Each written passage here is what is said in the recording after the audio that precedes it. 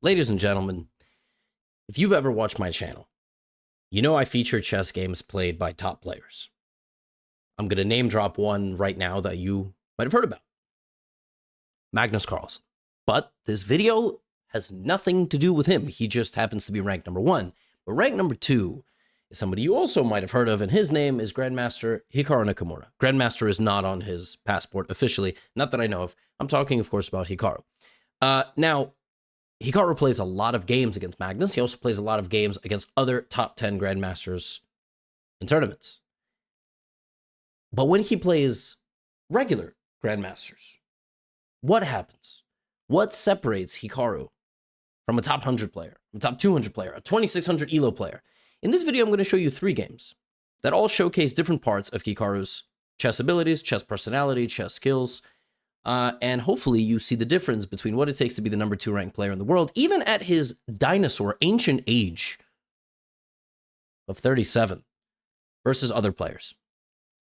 Hope you enjoy. First things first, a little bit of context as to where this tournament was played. This was the recently concluded World Rapid and Blitz Team Chess Championship. So he was on a team. He was playing Grandmasters from all over the world. In the first round, he played, in the first game of this video, he played Viktor Erdos, who's a Grandmaster from Hungary, who's a very strong player. Keep in mind, there are less Grandmasters in the world than there are billionaires. There are more people who are billionaires in the world than there are chess Grandmasters. So Viktor Erdos is a very strong player. Now let's take a look at the first game. We got e4 from Hikaru. We have c5, the Sicilian defense played by Viktor. Knight f3, d6, completely normal stuff. And Hikaru plays bishop to b5 check. So we're going to take a look in every single game at how Hikaru approaches the openings, then how he manages the middle game.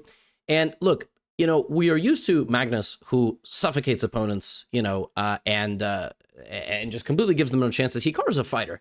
Hikaru is like one of your most exciting athletes. Sometimes he's not just full steam ahead, one-way traffic. He will make the game interesting and complicated. He will be human. He will make some mistakes, but he always finds a way in the end. Now, as far as this opening goes, everything that you are seeing on your screen is theory. It is agreed upon that this is the best way for Black to play the position up until this very moment. So this is the opening that we have to work with, okay? White has the 2 bishops. Black is very solid. Black traded off the light squared bishop for the knight. Maybe we'll play d5. Maybe we'll play b5. We'll try to open up this diagonal. This is the position. Okay, so let's see Hikaru go to work. First things first, he moves the queen back to the d1 square because maybe that is where the knight is going to go. Erdos brings the rook more toward the center. Fine. Hikaru, anticipating expansion on the queen side, plays this move a4. Because he thinks, well, maybe, you know, Black is going to play b5 in the future, so I'm going to trade, and I will have an active rook. Okay. Erdos plays knight d7. That is clearly the idea. The knight did not have any hope moving forward, so it goes back, opening up lines for pawns, opening up the bishop. Maybe the knight will transfer behind the pawn in the future. Whatever, we'll see. Knight f3. Hikaru brings that knight to f3. Maybe he's going to move it somewhere else. Now, knight e5. Now, obviously, what Erdos is trying to do is trying to trade off some of White's pieces so that they can't participate in the attack, so that they can't support the center. Now Hikaru plays this nice move, knight to h2. So he moved the knight from d2 to f3, baited this knight forward, and now moves the knight back to h2 because he wants to use his f-pawn to both generate an attack and kick the knight out of the middle, and that is exactly what he does. So far, and by the way, Hikaru's rating here is 2734. Every rating you're going to see in this video is a rapid rating. So the ratings are different. Their classical ratings are over 2800, Hikaru's. Knight back to f3. So this is the improvement that Hikaru has made to the position. f4, knight is on f3. Erdos is just doing normal things. I mean, he put the rooks in the middle, right? Like, notice how Black is playing. There's stuff to learn here. The rooks are coming to the middle. The pawns are not really getting touched yet. And now Hikaru also just kind of a waiting move. Bishop to f2, maybe repositioning. Erdos plays knight e7. Both guys are really playing a bit of possum here, like they're not clashing yet. But now we see this fantastic move, g4. So excellent understanding from Hikaru, who pushes pawns in front of his king. Multiple ideas behind these moves. Number 1, obviously long-term kingside attack. Number 2, suppression. Just not letting the knights into the game. He's controlling important squares while combining ideas of a future attack. Knight to f6. Now here, White can play this move g5, but you want to really avoid attacking knights with pawns when the knight can just sidestep the pawn. This is a very common beginner mistake. You make a move like this and suddenly the knight comes here, your pawn used to be there, and now you have a huge weakness. Hikaru shockingly doesn't do that. He plays the move a5, just controlling the position on that side of the board. Erdos just goes back. You will notice that not too much has happened in the game yet, right? This is not particularly exceptional. The knight goes to d7, and now Hikaru plays h4. So clearly attacking ideas on this side of the board. Black is still playing a little bit of like Matador. You know, you're kind of like bringing on the bull to try to get a little bit of counterplay. Bishop to h3. b6. Pawn takes, and suddenly it is Erdos himself who is generating some good chances. Hikaru has to play defense. All of a sudden, Black's position after 20 moves of nothing is generating play. Rook to e2. Again, this game is going to feature defensive skills, time management, and endgame play. Those are the three skills that separate Hikaru from the other grandmasters. Double his opponent's time so far. Good defensive skills as Black now begins to take over the game, actually. He's outplaying, right? But now Hikaru is going to shut it down. Defense is such an underrated part of chess. A lot of people think that when they're in a bad position, it has something to do with their intelligence. Like, it's lesser of them to get into bad positions. In any athletic event, you're going to get, sporting event, frankly, not athletic. I wouldn't call this too athletic, but sporting event, you're going to get into a bad position. Erdos right away is in a difficult position because the initiative that's coming down toward white is actually very hard to prove. It's difficult to prove, like, what is Black's next move? Erdos here is supposed to go rook here. I don't know what the heck that's supposed to do. Giving up this pawn. That's the only move. And Hikaru is very good at making things practically challenging for his opponents. The second that his opponent goes here, he now takes the diagonal, right? Pawn takes c3, pawn takes c3. Erdos gives a check. Hikaru blocks. Erdos plays knight b6, attacking the queen. Queen goes back, and we have this position. 5 minutes for white, 3 minutes for white. It was a bigger time discrepancy, but let's see what happens. Erdos plays this move a5. Now Hikaru plays rook to b2, trying to keep the tension. He's so good at these kind of clutch moments deep in the game where the guys have to make consistent series of good moves. Watch this. Knight to d5. He trades off everything. Now, actually, he trades this off as well. Look at this position. You plug this into a computer, it's -1. Because Black has the most annoying type of outside pass pawn. Hikaru goes here. So, obviously, if a4, you know, you are stopping the pawn from promoting. If the pawn gets too close, the king is just going to run over. Now, what I found incredible about this game is how easily Hikaru won from this position. Knight d7, normal. King f1. Nothing special. Knight to b6, supporting the advancement of the queenside pawns. Already a mistake, apparently. The bishop goes to e7. Now suddenly Hikaru plays f5, and white is playing for an advantage. Just by bringing the king to the middle and advancing the f-pawn, we have a trade. Both sides only have 5 pawns and 2 pieces. How do you win the position this easily from here? Okay, Black forces the pawns to stand like this, but they're completely deadlocked. Now suddenly Hikaru's knight activates to b5, targeting the bishop. Black goes here. Hikaru trades and finds bishop takes c5. A brilliant sacrifice of the bishop, which attacks the king, which attacks the knight, and if you take the bishop, the pawn simply promotes. What? The problem with playing Hikaru is that you could get this deep in the game, and he will just beat you out of nothing. Literally nothing. You can argue Black underplayed the endgame, right? He didn't play it particularly well, but that's the point. 40, 50 moves into the game against Hikaru, it's just never over. You think you can relax, you think you take your foot off the gas. It is, he won this position from a position where he had absolutely no business. A knight crossed the center line and the game ended immediately. Like, out of nowhere. Now, the next 2 games that I'm going to show you are a little bit different. Now, Michael Adams, okay? Michael Adams, a little bit older now. But for those who know Michael Adams, back in the day, #1 ranked player in England, monster, absolute monster. When he was at the peak of his career. Very solid, positional, very high understanding of the game.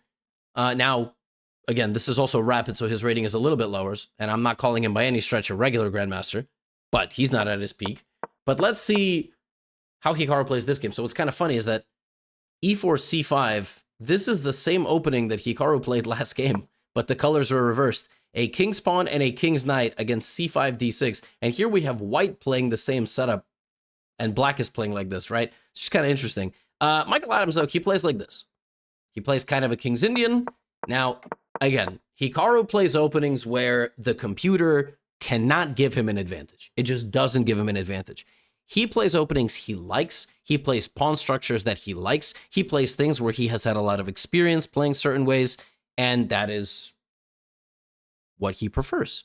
Knight d2, Michael Adams trades the rooks down. So now we're going to play this game with no rooks on that side of the board.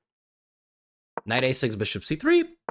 Now, again, Hikaru is your favorite chess player, and his games give chances. He doesn't step on the gas and drive straight through the wall. Like, he's a human, but he always finds a way to get it done. So castles, b6, moves the queen, moves the rook. Everything is like deadlocked. Both guys have 7 pawns. There's no A pawns, and you want to come in over here, but it's never going to be that easy. Knight e1, Hikaru trading off his light-scored bishop for the way more powerful light-scored bishop that black has in the position. Bishop to f3. And, we're probably going to get a rook trade pretty soon, I would imagine, right? It's just kind of a maneuvering game. But even these games against Hikaru are so annoying. Why? Well, he jumps in with his knight, then he trades, and then they trade in something like this. Now, this is all we have to work with. There's not much of a time advantage here for white. I would not argue that, 7 minutes is all that impressive, right, per player, right? It's not like it's like 3 minutes. Okay, you have a little bit of a target here, yeah, but it's protected, and the queen is more active than this queen. You kind of have this battery going, but then, so that's not going to work either. Okay. What else? What else do we have here? Not too much. But it's never over against Hikaru. The pressure, the endgame skills, the ability to make difficult decisions. Michael Adams plays the best move, e4. You can bet on him to play the best move. We trade off another set of pieces. It's just queens and knights. It's queens and knights and 5 pawns each. When you watch chess games with this thing, it makes you think the position is dead. It makes you think there's no chance. It makes you think, like, what are we even playing for, right? Well, there's a target here. Maybe we're going to go over here. Maybe in the future we can generate something. Let's just let Hikaru take us there. There is not much. Okay, f3, simple. Improving. Blocking the queen. King off the back rank. Michael Adams, h5, using a flank pawn. Maybe he wants to advance over here, soften up the king. So what is Hikaru going to do? He matches his energy. He's poking a couple of holes near the king. Now, queen a8 is a crazy move. Queen a8 is bananas. Ideas like queen a1 incoming, infiltration on the queen side if you let it happen, knight back to f2. I don't understand this move. Now the king has to get out. Queen back to f6, and we re-centralize. So in a few moves, it's actually Michael Adams who left the center and gave the center to Hikaru because he wanted to put pressure on him. Queen goes back to c3. Now, time is getting lower. Again, Hikaru, a master at making it difficult for his opponents to make practical decisions. Queen goes to d5, attacking the knight on d7. King to g7. Difficult. Like, where are we moving here? Knight to e4 attacks the queen. Okay. Queen goes to e1. The idea is to take this pawn. So what do? We block it. Queen is going to go back. Hikaru's not going to make a draw. Wait a minute.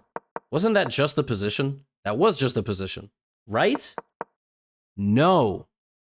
The position that we just had was a knight on f2, and then the queen went down to e1. But this position is with the knight on g3, which is a very different story because the knight on f2 is not protected, and the knight on g3 is protected by the king, not by the pawn because pawns don't go backwards. And now, 37 moves into this game, Hikaru gets one chance. And he takes it immediately. This pawn is uncapturable because knight to f5 check would fork the king and the queen, and if you take the knight, I bring another knight. The other idea behind this move is queen to b7. And knight to e8. You attack the king, you try to win the knight, you go for the massive attack. Michael Adams plays the best defensive move, but it took him a long time. So Hikaru takes the one opportunity he's given in this game, and he has a massive lead on time now. And he plays the best move again. This pawn cannot be captured because the knight is hanging. So the queen needs to protect the knight. Now Hikaru plays knight to g5. Wasn't the best move. He had some ideas of sacrificing, but knight to g5 is a very difficult move for black to face. He has to remove the knight and then give way to the queen. Michael Adams goes here. But this position is a clampdown. Why? Well, white has many threats, but more than anything else, you just can't move if you're playing with black here. Like, you don't have a move. The queen has to guard the knight, and the knight has to guard this. You can't make a move. Michael Adams goes king g8. Now we have queen a8 check, king h7, and the knight comes to e4, and out of nowhere, Hikaru generated a checkmating attack. Like, he was granted one chance by his opponent, and the game ended on the spot. Just like in the previous game. Like, these guys, for 40, 50 moves, you just play a great game, and then you make one slip up, done. When you're attacking them and you make one slip up, they immediately make a comeback. King to g7, knight to f6. Michael Adams sacrifices his knight, but it's not, I mean, it'll delay mate, but it won't stop it, and Hikaru just goes right back on the next move to a8, and, you know, that was crazy, because in this position, things were actually fine. And then he just, he found the only winning idea. Like, the only way to coordinate his pieces was to play knight d6 and create problems for black. Michael Adams here had to play the move queen to b4. Why queen to b4? Well, you'll notice that Hikaru's next move was knight to d6, and queen to b4 x-rays the pawn on h4 through the knight. That's what he had to play. Not easy to play this move. Not easy, but this would have kept the game going, and then, you know, if Hikaru played defense, Michael Adams would have went here, and that would have been how the game progressed. But even then, it's not easy. You know, then I have ideas of attacking your king still, so it's not totally over. And last but not least, I'll show you a game against Anish Giri. Anish Giri is a top, I think he's back in the top 10. Now, Anish Giri, by no stretch of the imagination, is a regular grandmaster. I mean, dude was, you know, I think at some point even ranked number 2 in the world. He'd been top 5, been top 10. I mean, the lowest ranking he was maybe like 13, 14 over the last decade. And even here, Hikaru demonstrates different things. Like, in this game, Hikaru was never in trouble. In the first game, Hikaru was in very brief trouble, but nothing particularly serious. Now, again, Hikaru goes for, in this game, a King's Indian attack. Like in the previous game, he went for a whatever the heck this opening is.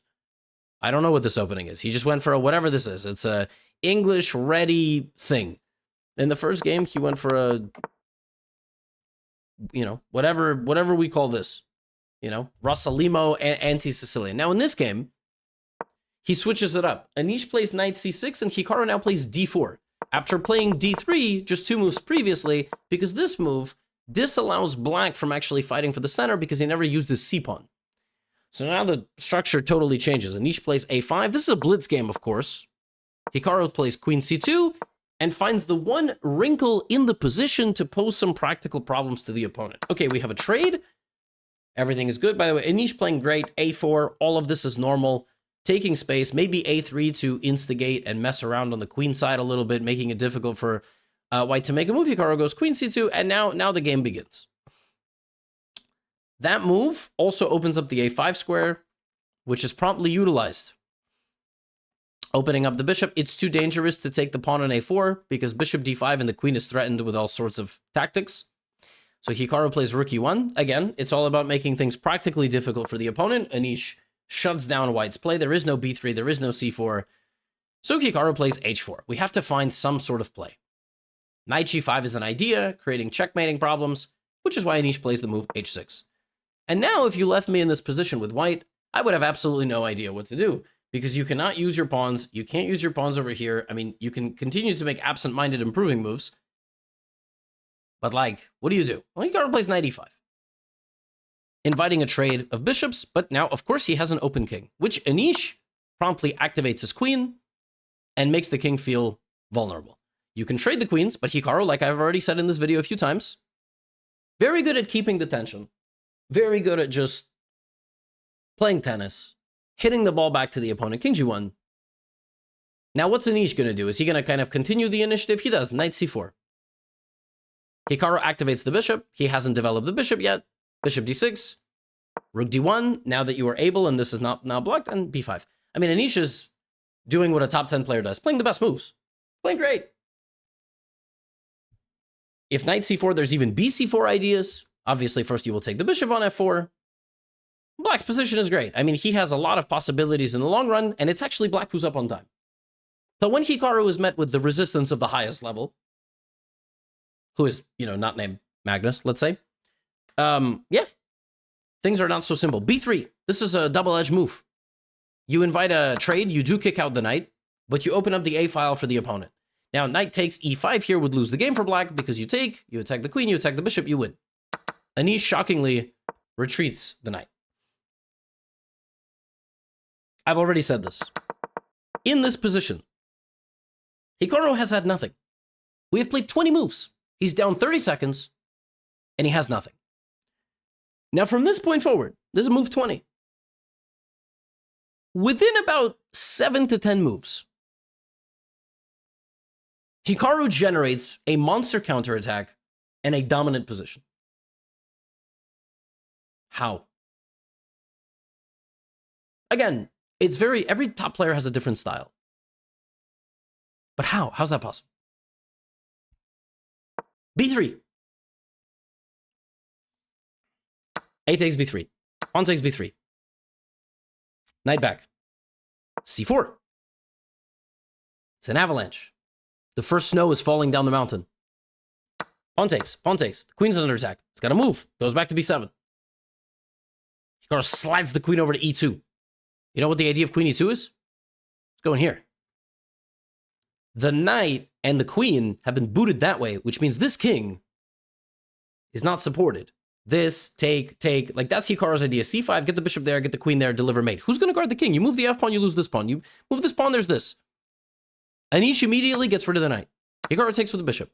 You can't kick out the bishop because the bishop moves and then E6 is just very vulnerable. So Anish plays knight D7. All of a sudden, Hikaru was down 30 seconds, now he's up 30 seconds. How's that possible? How did that happen? That's just what happens when you play him. Now Hikaru plays bishop f4. He doesn't want to trade. It's a very difficult position. Why is it a difficult position? Because you see what white's idea is. You see white is going to crash down the middle. You see you have a weak pawn. And you're like, wait a minute. Just like 5 moves ago, I was completely in control of everything. Now what's happening? Anish plays knight to f6. He has to play fast. Hikaru attacks the queen. Where's the queen going? Goes to c6, obviously. Now, rook b1, he comes up with rook b5 with the idea to attack the queen and win the pawn. Anish has to decide what to do. How's he going to play defense? He plays defense with this rook. Okay, fine. Now Hikaru brings the bishop back. And you begin seeing the early ideas of what the plan was all along. When Hikaru played bishop f4, in this position, he conceptualized this infiltration with the rook. He also conceptualized this infiltration with the rook, removing the knight, weakening the king, and putting the rook over here.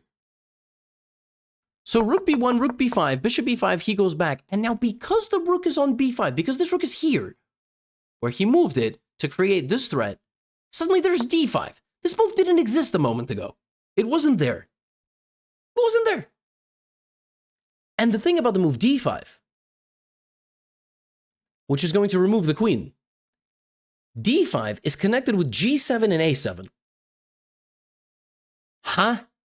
What? So this whole concept, rook b1, rook b5, rook c5 attacking the pawn on c7, which baited the opponent into playing the move rook a7, all of this comes together right here. The move d5, a7, g7. The idea is bishop takes g7. Every time there is something in front of a king that is only being protected by the king, it's vulnerable. Bishop g7 is crazy. It's crazy because when you play queen to g4, you attack the knight. But also there is the threat of queen d4, which would have been an attack on the king and the rook. So all of this stuff connects. All of this stuff ties together, and now Anish Giri has to defend a losing position with 20 seconds on the clock. It's impossible. You cannot do it. It's not going to work against Hikaru. Anish goes here. By the way, Hikaru could have won queen d4. I'm not even sure if he saw this, missed it completely, and just autopiloted queen d7, or what. But queen takes d7. Maybe he just thought he was winning no matter what here. And I mean, to be honest with you, I gotta say, rook b4, rook g4, all these winning ideas here just look unstoppable. I mean, it just looks like you're gonna lose all your pieces. Anish goes here. Rook b4, rook f4, rook g4. The second rook is coming as well. The pawns can go as well. Anish goes king h8. Rook f4, queen e7 attacking the rook. The king goes to play defense. The second rook is on the way. Rook g4. How do you protect this? You go here. Queen d6. Rook f6 attacks 2 pawns. Hikaru has a 2-pawn advantage in a rook endgame. I already showed you in the very first game of the video, when he has a dominant endgame, he's just going to win. Rook a1 check, rook d1. Even when he didn't have a dominant endgame in the first game, he found a way to win. And now it's just about not panicking, executing the right plan. He brings the king. He brings the king all the way.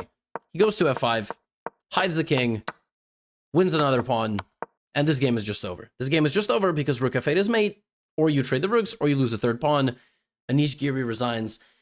What I found unbelievable in this game is just how quick the whole thing fell apart. From this position, within 7 moves, it was this. I mean, it was just black having no pieces left. And even though the position is equal, all the momentum changes to Hikaru, and he comes up with rook b5, d5, and bishop takes g7.